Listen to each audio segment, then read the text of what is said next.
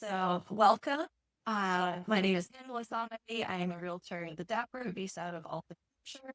And I work with buyers and sellers in pretty much the southern half of the lake and up along the side of Lake Winnipesaukee.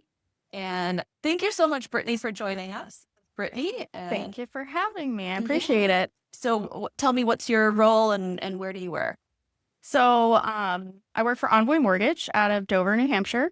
We do all sorts of residential financing and out of the box stuff that hopefully we can help some of your buyers and sellers in Yeah. the area. It's Yeah. going to be the topic of the day. Anytime that I have a sticky situation, Brittany is my first call when it comes to lending.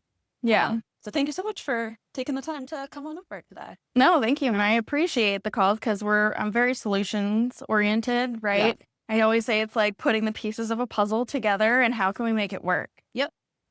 So most of the time when people think about lenders in terms of real estate, they think about, buyers.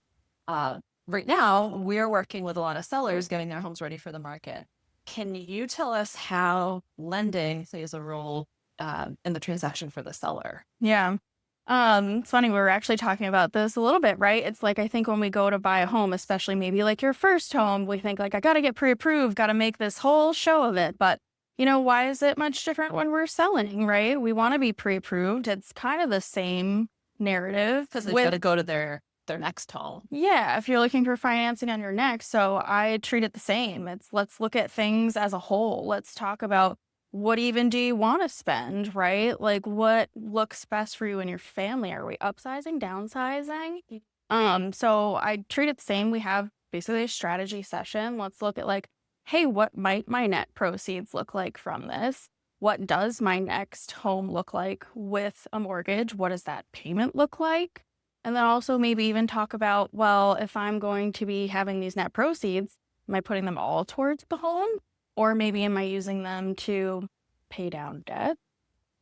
Maybe put some in a savings account or maybe high yield, money market, something like that. I like to look at the whole picture. That's so awesome to hear because, from my standpoint as a realtor, we're focused on getting the deal closed as smoothly as possible. That's really cool to think of it as like the big picture. Like that's why people buy real estate as an investment, to have the money, to let that equity grow and then use it for whatever makes sense for them. So that's really cool that you guys help them kind of refocus on that. Yeah, your home for most Americans is where a lot of your wealth is. So when you're selling and you are going to be, especially where values have gone up, why not look at that as an opportunity, yes, to continue building wealth in your home, but in other areas, right? Cool. Diversify. Yeah, nice. Okay, so another question that I have for you is tell me a little bit about, some red flags that could pop up on the buyer side that could impact the seller. So kind of things I'm thinking about, like I've listed all kinds of properties, super nice homes that need a lot of TLC. Yeah. Is there anything in terms of like repairs that a seller should be mindful of to be able to attract as many buyers? Yeah, depending on your buyer's financing, they can have different parameters of minimum property, standards, requirements, depending on the loan. We live in New England, so a lot of older homes. We have, snow as we have going on now. Taking a look at things like peeling paint comes up a lot. Peeling paint is such a big one. Yeah. So looking at, and specifically, that's actually another great point, right? Of like, as a seller, when you're working on your pre-approval for your next home, is being like, hey, maybe here are some pictures. Like, what do you think? Will this go through all sorts of financing? Because if you set your home up to qualify for all types of financing, you're setting yourself up for the biggest buyer pool, right? Which in return should be the best value. Right. So peeling paint's always one of the ones that come up. We look for, health and safety, something that an appraiser might walk through and kind of point out. Railings are a thing. Yeah. Our government loans, FHA and VA, that comes up a lot. Yep. Missing hand railings, Yep. things that we might not think about. Usually like from the first floor to the basement or something like that. And it's Right. easy enough. It's a quick fix that doesn't cost you a lot Mhm. and saves you a huge headache And going opens you up to all forward. those buyers that maybe that would have been an issue and now it's just not for them. Yeah, Loaned. definitely. One thing I come across a lot is when we start to think like, I'm gonna list, it's like, well, the worn carpet, buyers aren't gonna love it, so I'm gonna take it out. And then you see, missing flooring. I'm like, well, not. Flooring is, important. And also, we Yeah. don't want you to get like in over your head starting all these things, thinking that Yep. my buyer might want this. Maybe they don't. Right. Right. And that's the part where us having our relationship really comes in. Yeah. Because us realtors, we can kind of guide you, like prioritize what projects make the most sense. Yeah. Yeah, cool. Can you think of a time that you had a transaction that was just kind of moving along and then exploded? And tell me a little bit about like, were there any takeaways about, well, how'd you get through it and anything that our sellers could know ahead of time to not get in a situation like that? Yeah. I mean, it's like, where do we want to begin? There's all sorts of things that could go wrong, right? Especially when you're buying and selling. So, say I'm working with you as the seller for your next finance, and we want to make sure that's dialed in, but also your buyer is working on their own financing. So, we always recommend working with someone local, Mhm. knowledgeable, who's, I second that. yup, right? So, making sure that, hey, when they're accepting an offer, um, how well vetted is that pre-approval, right? Because Yes. nowadays you can just go online and plug in your information. Sure, you might get a pre-approval, Yeah. but that's just step one, I'm right? so glad you said that because when I, as a listing agent, receive offers, that's always my first conversation. So, like, even before I present it to the seller, I'll call the lender Yeah, and have that conversation. Like, how solid is this yeah, financing, right? yeah, yeah, Because that helps figure out the strength of the offer. absolutely. Yeah. So making sure not only are you pre-approved, making sure that they are as well, right? If it's maybe an online pre-approval that we've gotten, hey, maybe we like your offer, but maybe speak to someone local just to verify, or even go back to that person you were working with and maybe have it further reviewed through underwriting or something like that. Yeah. I'd say that's a big one right now in the world of tech, which we love, but right, it's easy to get stuff that maybe looks good on paper, but might not vet through and through. Right. Like when it comes to actually moving through the transaction. Yeah. Yeah. Okay. Cool. Can you explain for us non-lender people what exactly is underwriting? So, your first step is being pre-approved. So, I am a licensed loan officer. I go through all of your documents. I look through your credit, your assets. What do we have saved up? Basically, I say I'm like the first line of defense, right? I act and think like an underwriter, but there is another layer to your approval of someone who is going through again those documents to make sure everything meets mortgage guidelines. So really making sure that things don't get missed, Yeah. Kind of like a or fine-tooth comb through everything. yeah, and they have a lot of training, and we were actually talking about those government loans. Yeah. Specifically, they have to be certified, right? So then there's another layer that they have in training. I say give the rubber stamp of approval to make sure we can get Yeah. to closing. Yeah. It's basically checks and balances, right? Yeah. Making sure everything is according to plan. Okay. Um, And tell me a little about the financing deadline, because that's something that would be, we see a financing deadline in our offers, right? When a seller, when you as a seller, I'm gonna just like start that one again.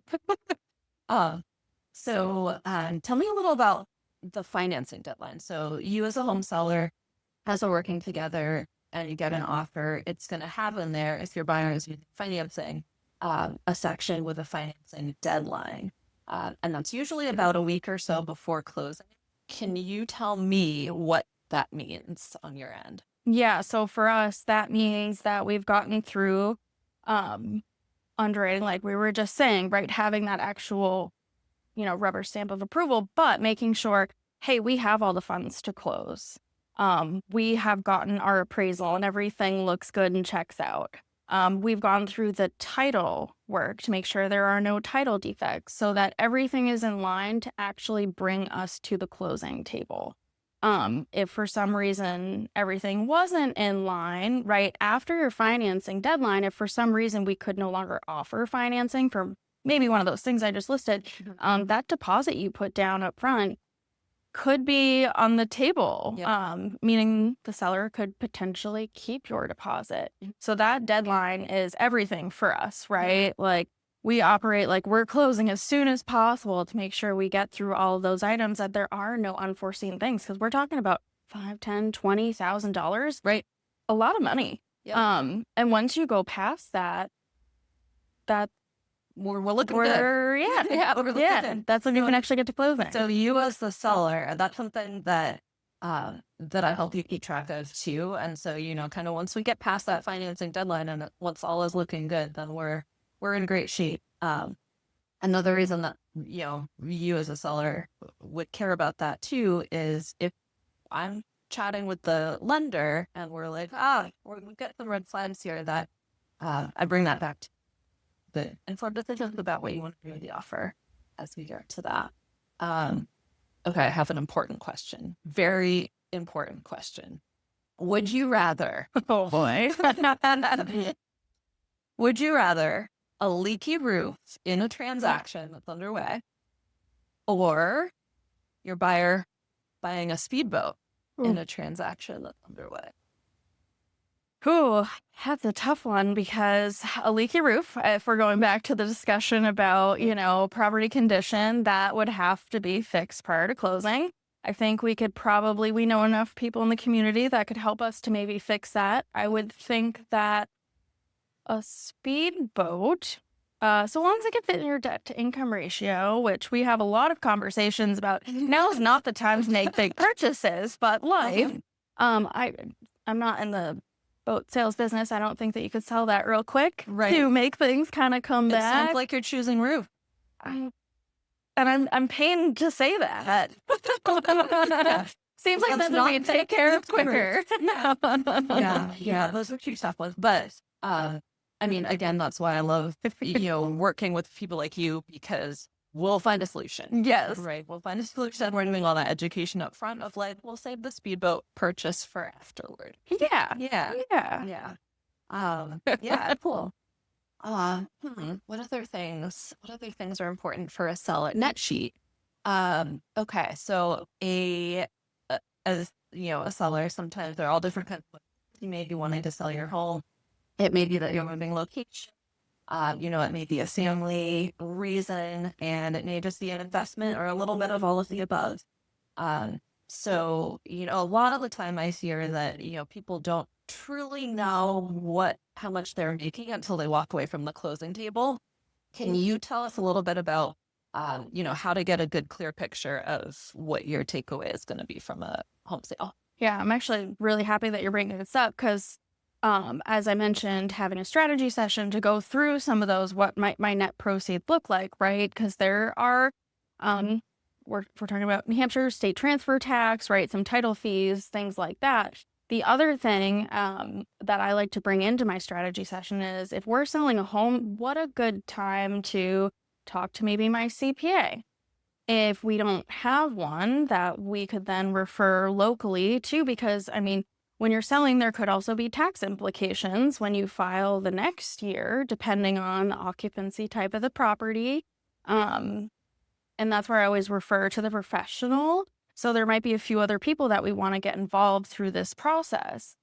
Because even if you get the proceeds, I want to make sure you're in a good position if we are paying capital gains later on. I have a calculator that I kind of walk through folks with that kind of plugs in, okay, here's if we sold it at this price minus maybe real estate commissions, transfer tax. What do we owe now on a current mortgage, if any? Yep. And then looking at that. Yep. Yeah. Great. Okay. That reminded me of your mortgage payoff question. Yeah. So if you have a homeowner that they've done their mortgage with you, and then they're getting ready to sell. Is there anything special they should know about like their, obviously they should know how much they have left to pay off, but anything else they should kind of consider looking at their current mortgage?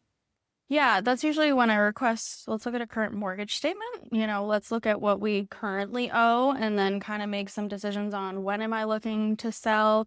One thing that comes up a lot is we look at like our current balance, but when we go to actually pay off that loan, you usually have to pay about a month's interest on the loan. So really dialing in those numbers to make sure we're as accurate as possible.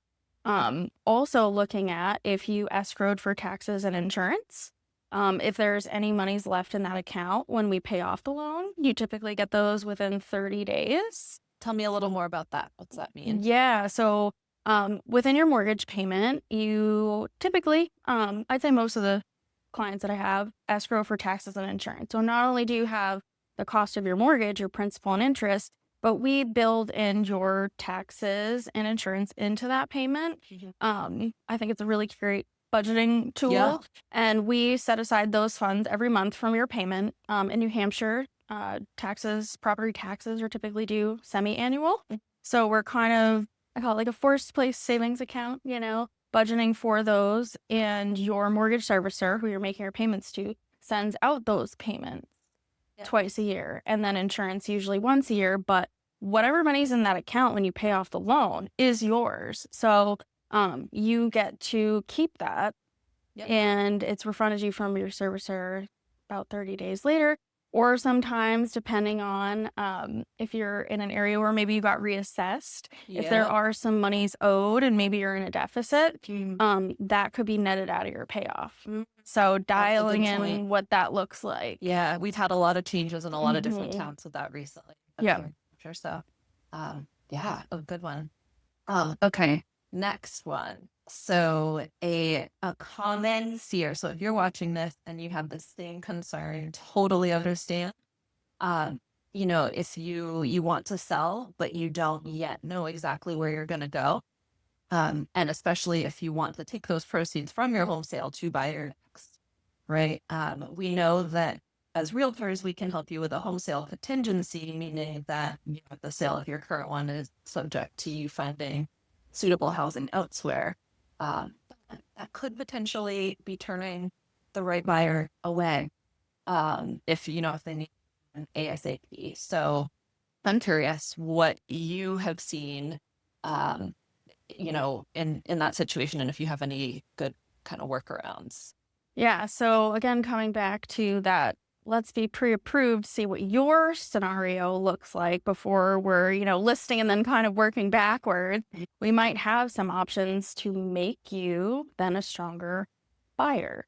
So like you said, typically we think of, hey, my purchase is contingent upon my sale, which we're still working on those, but contingencies have been a big topic. Especially in like a competitive market. Yeah, definitely. Certain price points. So there are options, and I kind of like to look overall. So we'll start there. What would it look like if we were contingent upon the sale? What if there's a world where we could buy before we sell? And depending on the scenario, we very well might be able to pull it off in a few different ways. We actually have, even if they don't have like that money readily right now accessible. Okay. Yeah. So we have a few different ways for helping sellers buy before they actually sell. If you say you do have funds saved up for your down payment on the next purchase, and you could qualify with 2 mortgage payments, we can work that out pretty simple. That would be kind of step 1. And say if I have enough to buy, but maybe I'd like my payment to be smaller post-closing, there's actually something called a mortgage recast, where after you sell your home, say you have more proceeds, say you have more cash on hand, you can actually work with your mortgage servicer for a one-time fee to actually take that chunk of money, put it towards your principal balance on the new loan, and they'll actually recast, which means re-amortize your mortgage payment over that term. So it's a way to re-amortize your payment without refinancing. Whoa. So yeah, that could be an option. Yeah. Now kind of the next scenario is maybe I could qualify with both mortgage payments, but I need to take my equity out.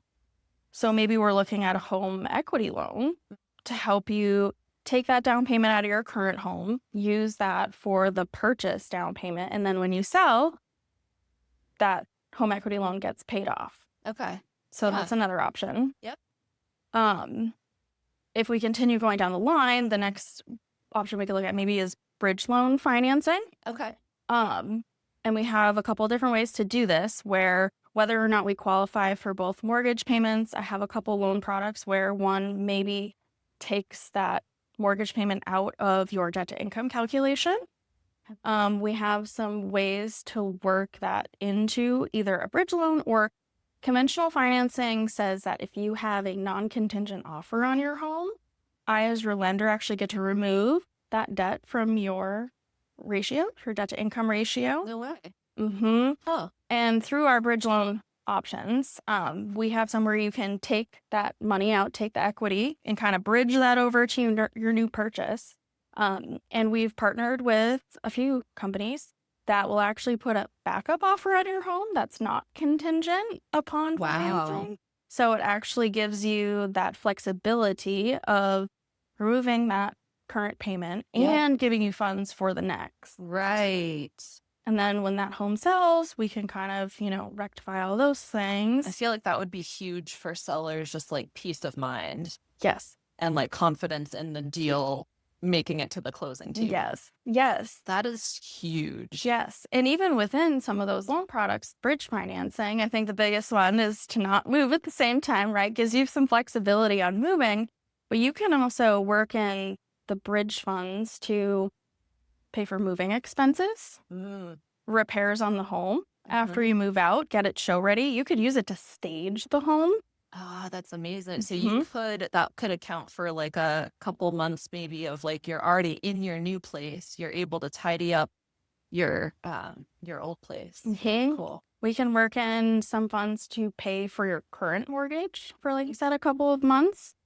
And then also we could use it to even pay off debts if needed to make our debt to income ratio on the new purchase loan work. So there's a ton of options. Yeah, very cool. And then I'm sure that it depends on I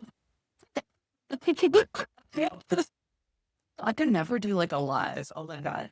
I'm sure it depends on each person's like unique situation, right? So like not every product is going to be perfect for every person. And I take it that's where the strategy session really kind of comes in. You'll figure out what. Because it has a lot to then do with, okay, well, let's look at your equity position and the home we're going to sell.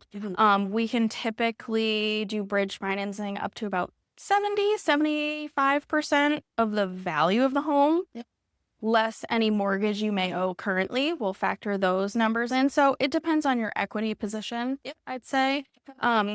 We also look at how likely is this home to sell in a certain amount of time. We have a couple of different options where we look at maybe a 90-day bridge loan, maybe something that's a little longer. And then that's where I work with you to be like, hey, what do we think this home is worth? How quickly do we think it will sell? And then again, put those puzzle pieces together. Yep. You mentioned how much is this home worth? And then that reminded me of appraisals. Okay. So tell me about, so to recap for you guys, sellers. So an appraisal is basically when an appraiser comes in, they walk through the whole property.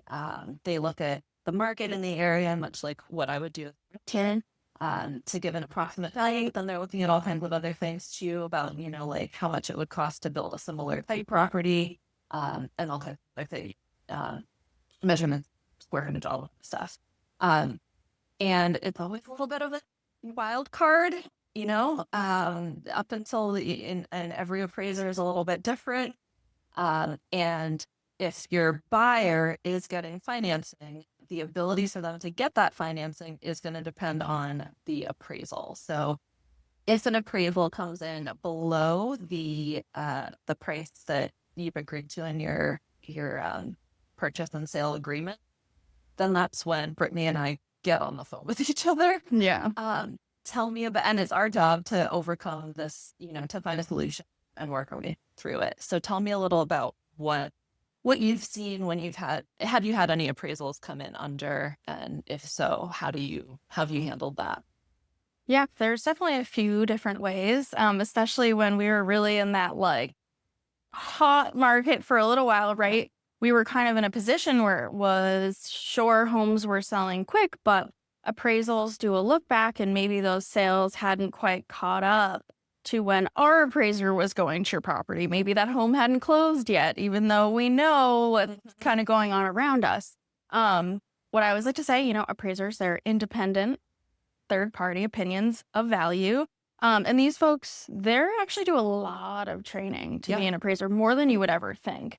But they are going to be looking at sales data. So when they go to the property, they're going to be looking at, similar homes in the area to yours that have sold within a certain timeline. If that appraisal does come in low, there are some creative lending strategies you can use to maybe adjust the loan to value ratio, because your loan is based off of that independent third party value. Right. We do have some options if it did come in lower than we were expecting, and maybe we had some other comparable sales. We do have an option to ask them to reconsider value by giving them proof.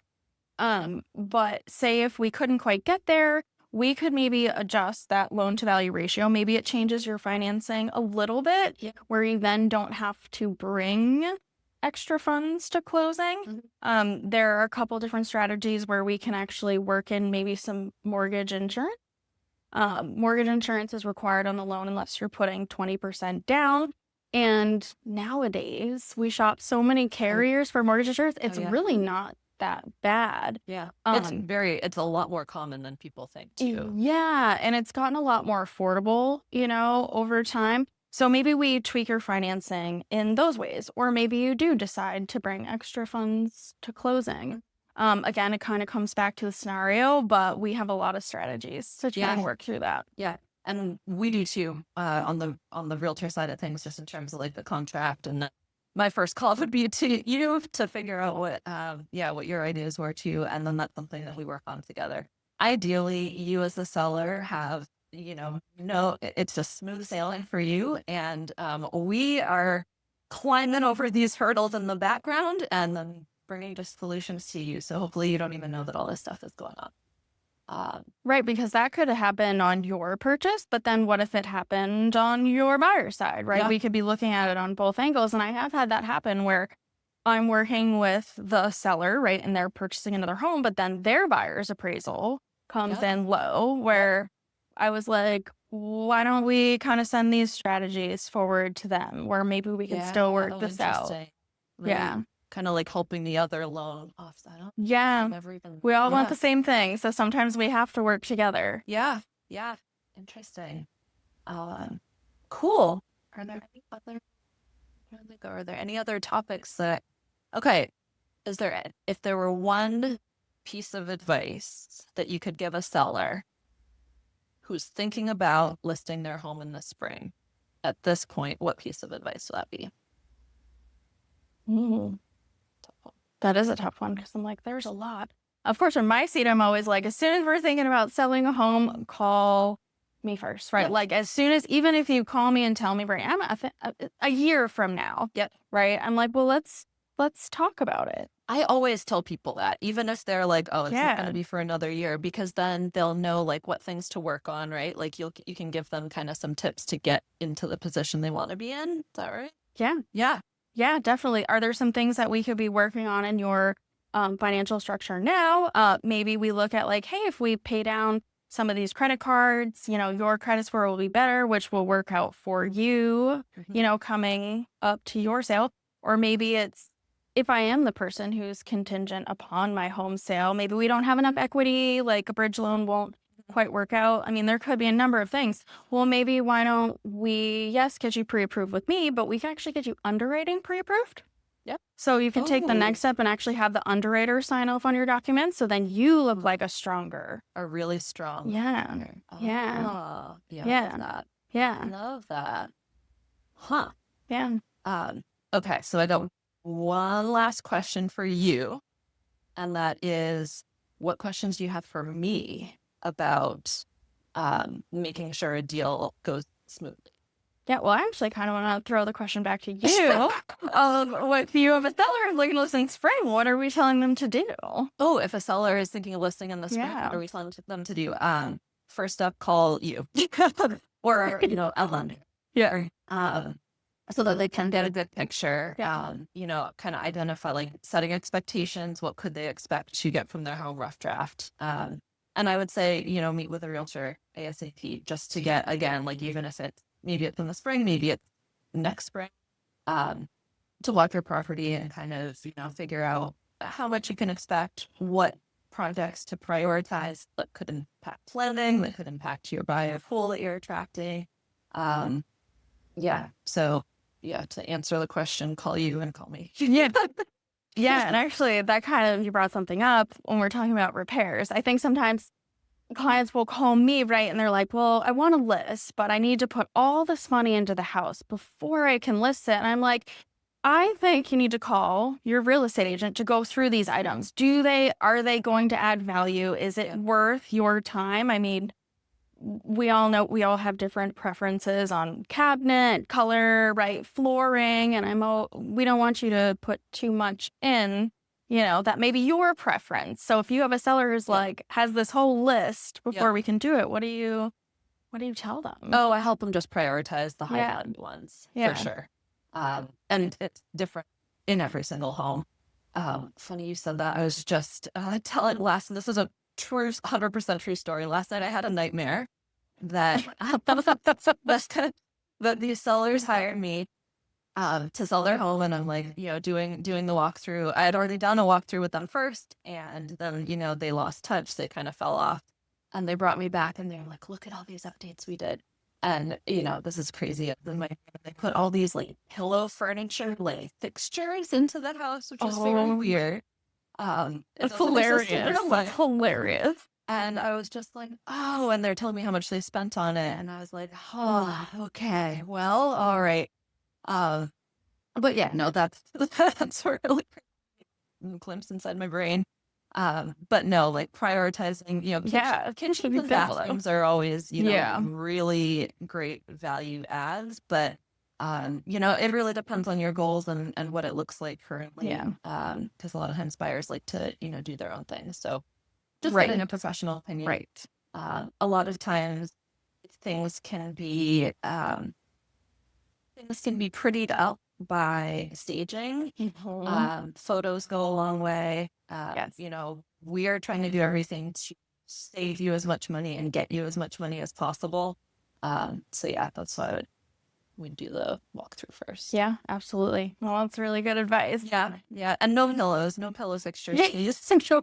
No very expensive pillows. Please don't finance them. Please don't open the furniture card to finance the pillows. Yeah. No, just we'll throw a pillow on the couch, we'll pop a color, we're good. Yeah. Yeah. Oh, man, Cool. that's funny. Awesome. Well, thank you so much, Brittany. Thank you. Thanks for having All right. Bye, guys. Have a good one. Bye.